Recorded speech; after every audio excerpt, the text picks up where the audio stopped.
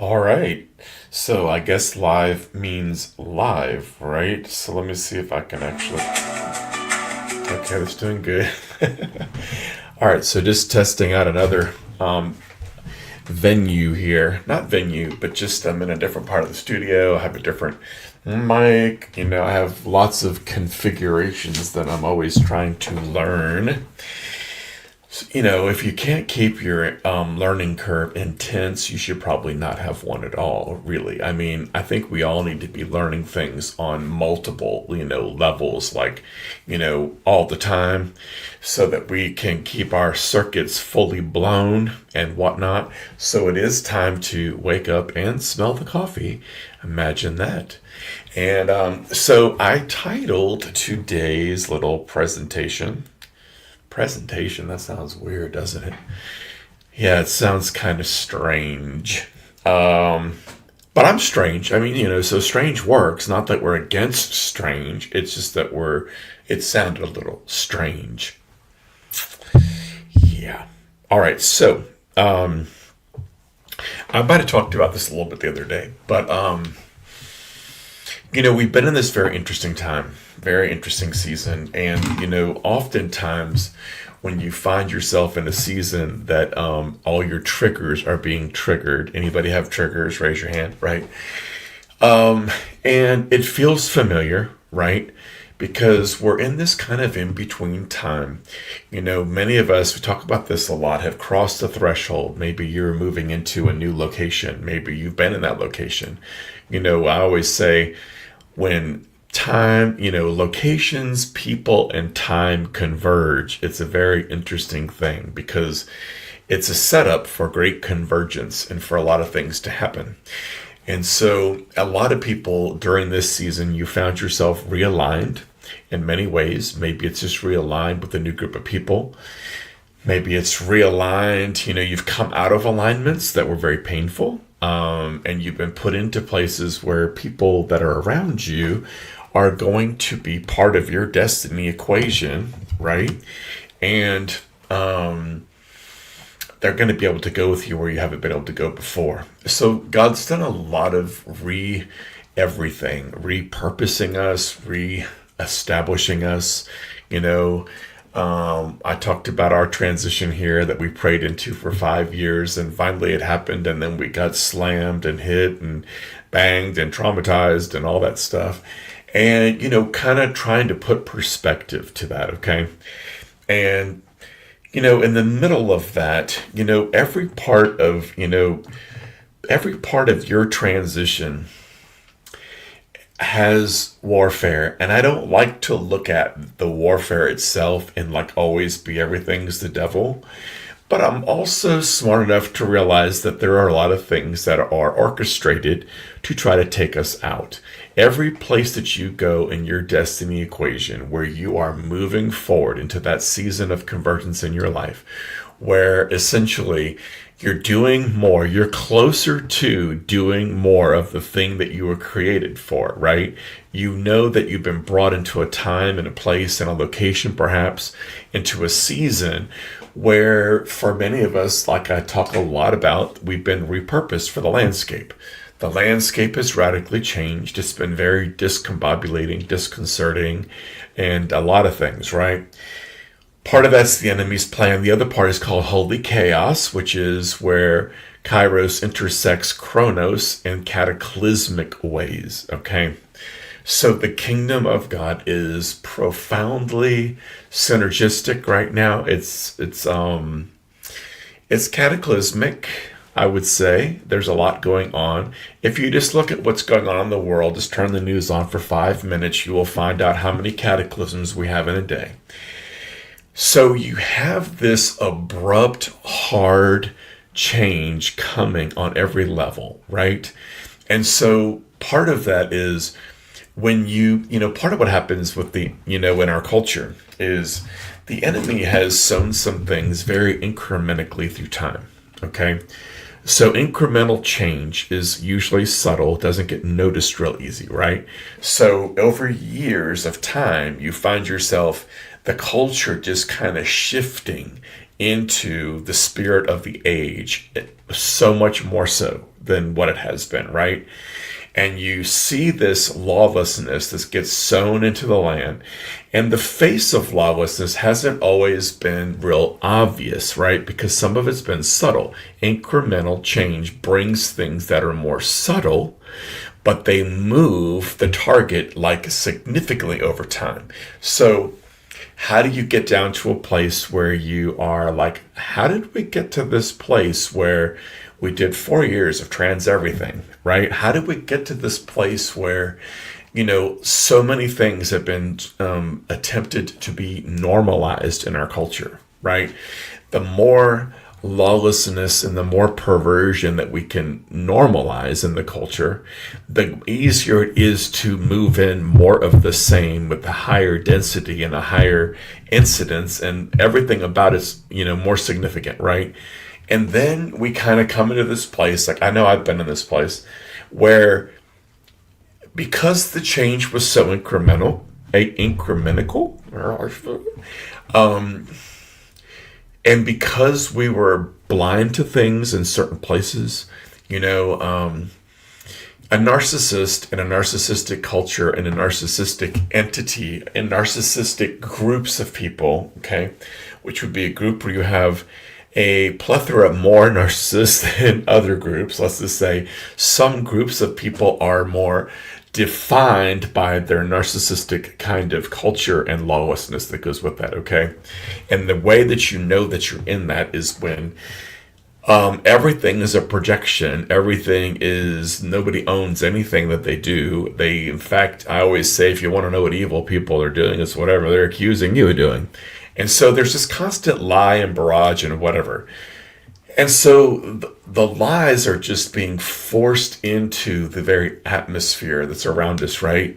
And so for many of us, I know for me, I never knew how deep. I remember Tucker Carlson saying this. He said, I never knew how nefarious was. I didn't know how deep and how embedded and how prolific evil was, and how that lawlessness was being embedded into every part of our culture, and it was corrupting everything that it touched, right? So it was moving us. I remember years ago, many years ago, lots of years ago, how many is a many? I was in this conference, and I remember one line from the entire conference that shows you what ADD does when it goes to a conference. If it doesn't connect with me emotionally, like most of you, I'm not going to remember it.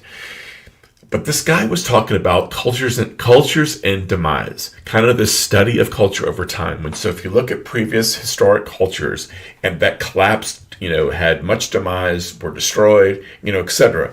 He said they had these elements. And he said, essentially, this is what I remember, when a culture gets to, when they portray necrophilia and bestiality, they are already in, like, let's say stage 4, late life, stage 4 demise, like they're going down. And so, I have been told this, I would never look at this, but there are things on the perversion scale that you can actually watch people die while they're engaged in a sex act if you're on dark web. I've been told about this. I don't need to look. I wouldn't be able to. If you wanted to see some of the things that happen in satanic ritual things, you could probably find it there. And so every form of perversion that you can engage in has already been happening in our culture for a long time. And there is a lot of protection around that whole arena, right? So you bombard a culture with lots of lies, tons of misinformation. If you can't lie straight, then you try to distort the truth the best that you can. And so what happens, though, is that in the middle of that, the problem is that, number one, as image bearers, you can't erase my conscience, okay? You can't, as an image bearer who's alive to God, let me preface it that way. If I'm alive to Jesus, you cannot just come in into my life and then bury me so much so that I lose my sense of conscience. I lose I can normalize every form of sexuality without a problem. We can do all of the varieties that exist under the sun and feel okay about it. Here's the deal. If you're an image bearer, whether you're a lawless image bearer or whether you're a righteous one, or at least doing your very best at attempting to be a reformationist and revivalist in your own way as a righteous person, right? Because we carry it all. The totality of the kingdom is in us. If you're one of the, if whether you're righteous or not, here's a part that has to do with design.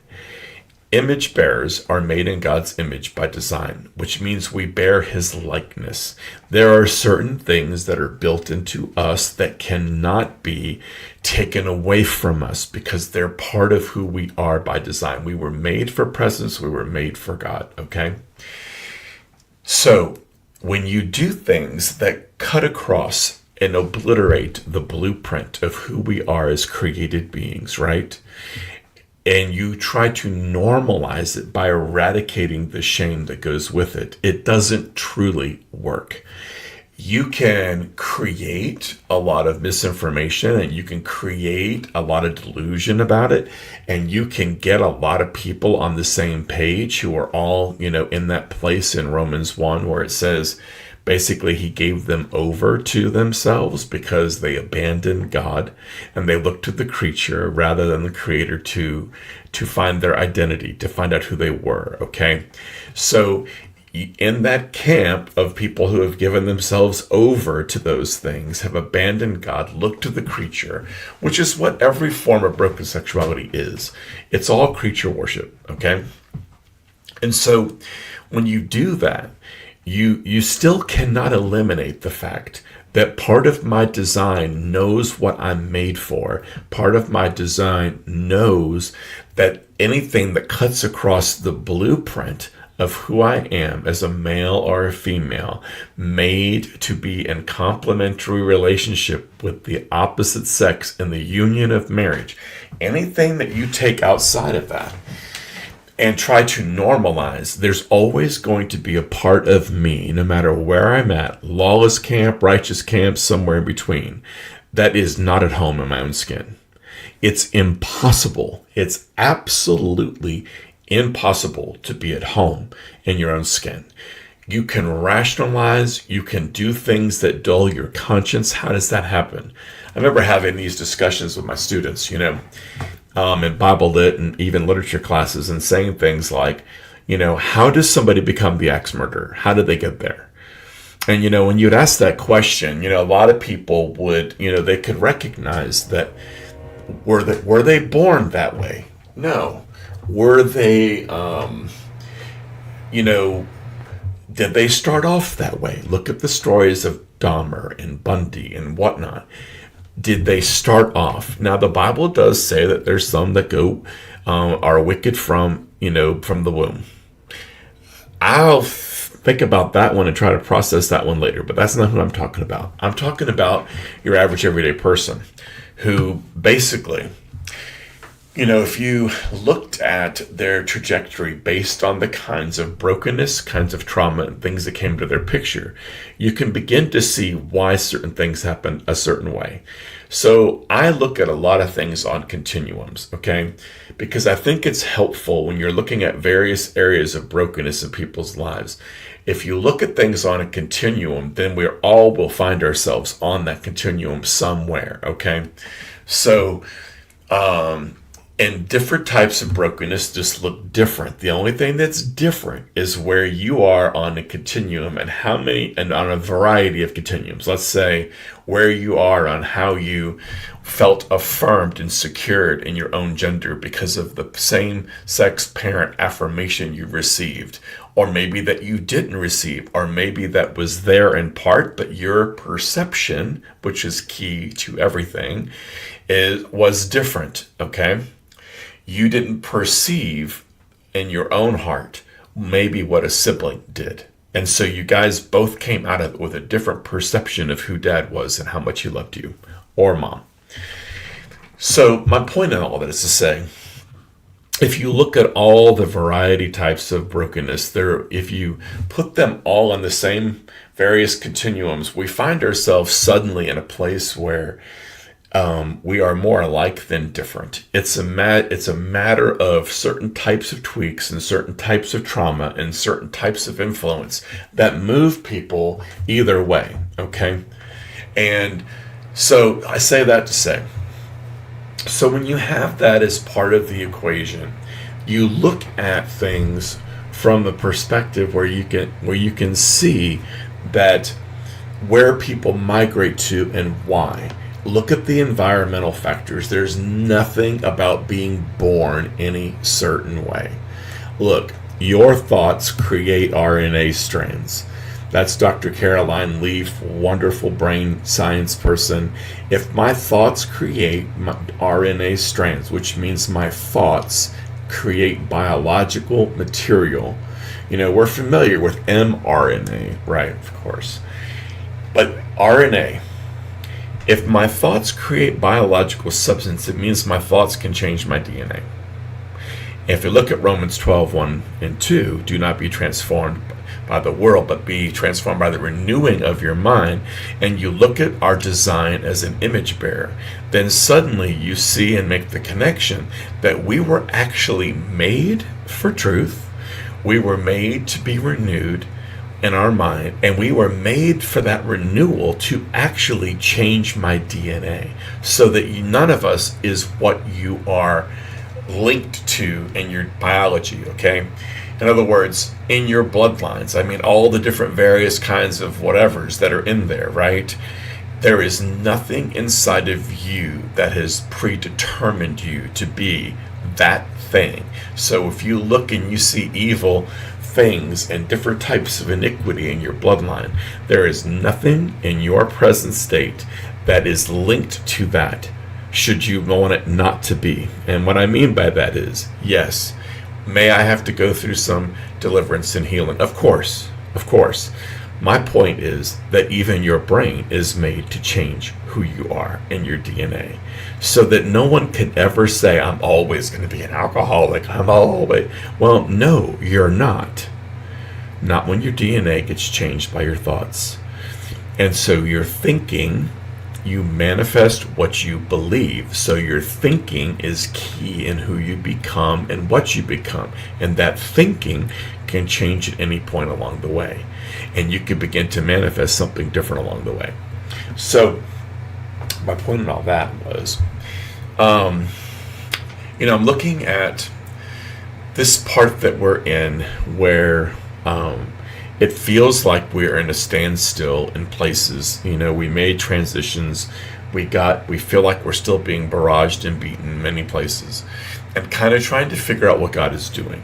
So when the landscape is new and the landscape is architected, I made up a new word, is architecturally made up to hold all things new. Okay? The architecture and landscape spiritually and otherwise has been altered in this new landscape in order to contain certain things in it in greater capacities. Let me explain what I mean by that.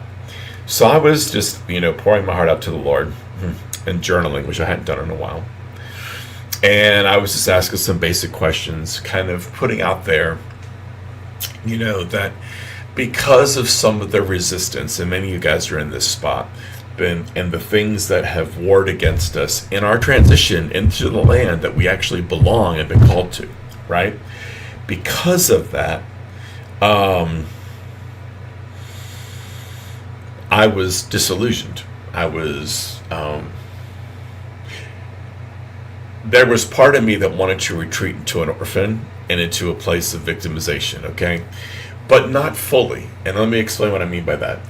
In other words, can you be healed in places where you are not an orphan and you are not living out of your victimization, but can you encounter a stimulus, an environment, a series of circumstances that wants to provoke that part of you that is dead and try to resurrect that dead place, which is only death in you again? Yes. Can the enemy orchestrate circumstances where you feel like you are in the same type of trauma that you've experienced before? The landscape feels the same, right? Most of the time, when my reaction inside is larger than what a situation calls for, it's a trigger and it has history. Okay, so if you're going through a set of circumstances that has many of the same elements of destruction, or at least warfare as you see it, that you've experienced before, the enemy is certainly going to come in and try to say, look, this is the same thing that happened before. And Jesus is saying, this is not that. So he's like, this is not that. Hold on. Hold the train. So I had laid out the places that I was disillusioned, and I was in a process of repenting for the places that I get tempted to go with that, which is, I don't feel loved in this. I don't feel like I matter. I feel disillusioned with you. It's looking at the part where things feel tough. There's always two temptations, at least for me. One is to blame God, and one other is to blame self, both of which do not go anywhere good. One leads to self-contempt, which still needs to be resolved through forgiving myself and letting myself off the hook. The other begins to build a barrier with God, which is it's not legit, right? Your feeling is legit, but the accusation against him is not something that's actually truth, right? We don't want to do that one. It's not true. So, okay. So both of those places are hard to go. So I was in the process of kind of renouncing some of those things in my own life. And I'm going to read to you what the Lord said to me, okay? He said, I've not led you into a place of disaster or demise. I've led you to a pasture overflowing with life, rest, and ease. Do not be dismayed by what you see on the surface, or even what you see in what seems like a little deeper level. What I'm doing is so much deeper and establishing than what you can fathom or imagine, because it speaks to foundations and bedrock of your city and way beyond. You could think city, you could think my internal landscape. He's doing very deep foundational work. He's trying to he's rebuilding a foundation that can hold the things that he's doing in this arena in this season, okay?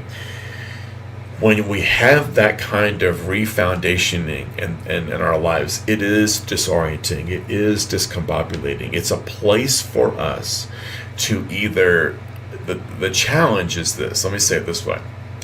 It's a place to ask God the question, what are you doing, and how do you want me to see what you're doing? What is the way that you want me to see something differently? Because I'm coming at this thing with my familiar grids, my familiar ways of seeing, my familiar everything. And what you're doing requires me to let go of those, and for you to revision, help me see, paint the picture, help me with my perspective, because perspective is everything. If perspective is based on yesterday's triggers, then that's the lens you will look through. If perspective is based on something new that God is doing, then you will be an open place to be able to perceive what he's doing in the middle, okay? So, then I said, I didn't say that. I said, he said, think earthquake. Now, I preface that by saying, we're not talking about some of the disasters that are going on in the world. This is a metaphor, okay? He wasn't being weird or anything like that. He was just trying to speak to me in a way that I get it. Earthquakes undo all the foundations, and new foundations are birthed from those that lay in dust and waste. They are very costly because they expose all the faults and the corruption, broadly speaking, of the foundation being supplanted. And then he said, this new foundation is equipped with miracles and the awe, shock, and wonder you crave to see. And they are embedded with provision on every front and are equipped to hold, contain, and perpetuate all things new. Fiorello Giordano, somebody I've become more familiar with lately, talks about this being a new frontier. And my language for it would probably be that we have a new circuit board that's been installed in us that has a lot more on it and a lot more capacity to it, and it's loaded with areas of supernatural that we have yet to explore. But in replacing the circuit board with something much broader, God has given us greater capacities. We've been upgraded, and many of us not even knowing. You're not even fully aware that that's happened, and you may, whatever your awareness is not relevant to what he's actually done. In other words, he's doing it wherever your awareness is. I'm saying what I'm saying so that maybe we could be more aware and just kind of know that there's something going on. You've sensed it, you know something's going on, right? And so then I looked at this word by Fiorella. And here's what she said. I'm just going to go through it real quick. She said the tension in between. So I would say, to clarify, in between the threshold you just crossed and the promised land you're in, and what that journey or gap looks like as you move into it. The tension in between will bring you language, and if you're willing to sit with it for a moment, to let go of fear and truly look into what it's holding, the language will give way to understanding. There is a fine line between being overwhelmed by it and allowing its provocation to yield the stepping stones of transition. Okay, what is she saying?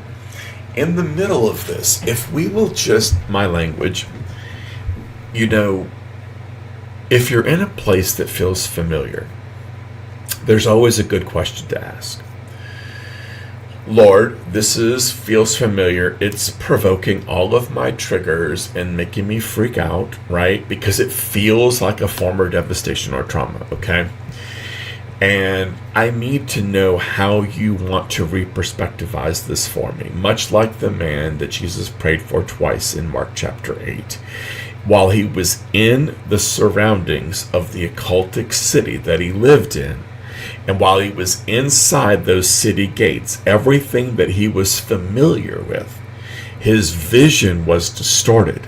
What do you see? Jesus said. Well, I see men walking like trees. He could not have his clear vision restored to him while he was in the city of his familiarity, where everything was what he knew. The warfare was familiar, the place was familiar, everything he'd lived and done was familiar, right? But it's interesting that in this scenario, Jesus takes him outside the city gates. So think of it as, I'm taking you from everything you know into a realm that you are very unfamiliar with. But when I bring you into the unfamiliar realm, you're going to see clearly, because it's not going to be polluted by what you know. We're human, and in our humanity, everything that we know in this realm over here, the things that are familiarity is usually an enemy to our soul, because it points to triggers and experiences and traumas that want to inform our current situation based on a past thing that happened. Okay, so you come into something, and all of these loops that have been running through your head, there's tracks that have been run through that were formed during trauma. Let's think of them as things that are in the hard drive. They're fragmented. You get your hard drive defrag. Well, this is the stuff that's running around that hard drive in the background. Like when your computer says you want to continue this in the background, this is background stuff, okay? These loops are running in the background. They have been programmed during trauma, and when you walk into a situation that feels familiar or looks like something that was trauma, these things get louder and they begin to spin faster, and these loops are running, okay? They're screaming at you. So Jesus takes this man outside the gate. The loops don't work here. In the unfamiliar arena, the things that we have known and those that are familiar no longer have power to operate because the board is wiped clean. I'm being reoriented to something new. So when I leave the village, the terrain, the territory of what I know, and I move into the arena of what I don't know, I become reformatted for that territory. While I'm in that old territory, I'm not really capable of it because the volume and the depth and the breadth of the familiar is so large. Think of it as the things that are inside that pot of soil. How does it produce the 30, 60, 100 fold when the boulders inside the soil all have former traumas written on them? So the word or the truth comes into that soil, and these boulders become part of the obstacle for my perception. So why am I not seeing it rightly? I'm not seeing it rightly because of what's already in the soil, what's already in the filter, what's in the background of my hard drive, however you want to think about that. So those things are influencing your ability to perceive truth. So what does Jesus do? He says, I'm going to take you outside. I'm going to move you over here. We're going to have an encounter outside the gate. When he did that, he said, look up, and the man saw things clearly. So your vision is about to clear up a lot because you're being brought outside the realm of what you know into the realm of what you don't know so that you can see clearly what it is God's doing. That's why the good question in the middle of that is, how are you reframing what I need to see here? I'm looking at something that feels really familiar, right? All right, so here's the rest of what she says, and I'm going to end it here. She says, it gets really good. The shifting terrain, though it feels, this is where it gets really good, though it feels unstable, is serving a purpose. It's moving you, not shaking you. Recognize the difference. The truth of the matter is that what is in you is greater than the tension you're feeling. Number one. Number two, it's greater than the shift itself that you are in. Sitting with it, meaning just being present to this moment, right, where we're at, is learning to govern it. And distilling its pattern is reigning in it. Your authority must emerge in the midst of disruption. Right? It's what prophetic people do. It's what all of us do, prophetic or not. Basically what we do is we discern the landscape that we're in and we build a bridge for others to come across. When that bridge is unfamiliar and the territory around it is unfamiliar, it makes it seem like it's like, oh my gosh, right, overwhelming. She said, don't be overwhelmed. Just sit in it and know that God is saying something and speaking something and go with what he's saying because he is saying a lot in the middle. The shift is not just a change. It is God teaching you to govern the forces of change and to move with him. So Lord, here's our prayer, at least mine. I need to see in the middle. I need to see everything rightly. I need to, like the man, to be the one outside the city gate, and I'm looking up right now because the unseen realm is more real than what I'm seeing. So help me see into the unseen so that I can live from revelation and not religion, and help me re-perspectivize every part of me that needs to have a new perspective in order for me to see rightly, Lord. Help me see it. So that's what we release to ourselves and in general. We release the re-perspectivizing vision to see what God is doing in the middle so that we can discern the power, the pattern. We can see the stepping stones to our transition so that we can live in this space and be able to govern and reign in and from this place of disruption. So the disruption, if we simply call it the devil and look away, we'll miss something. Yeah, he's in it. But in the disruption is the place that he wants us to live, in this unfamiliar place. He wants us to think all things new. All things new. So the disruption is the river in the desert. And it is disrupting everything. When the new enters into, when something new pierces the familiar, it disrupts everything on every level in every way, and it's multifaceted disruption. So in the disruption, we want to see and participate with what you're doing.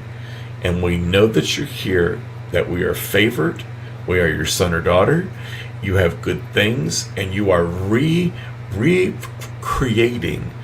and redirecting and repurposing everything that has to do with our destiny, our calling, and the thing that we're part of in this season, in this landscape. So we welcome the reorientation to the unfamiliar so that we can live, move, and have our being in you, in Jesus' name. Amen. I love comments, share it, do all those things, yada yada, that we say to do because it affects the algorithms. I mean, Jesus is Lord of the algorithms, right? Amen. All right.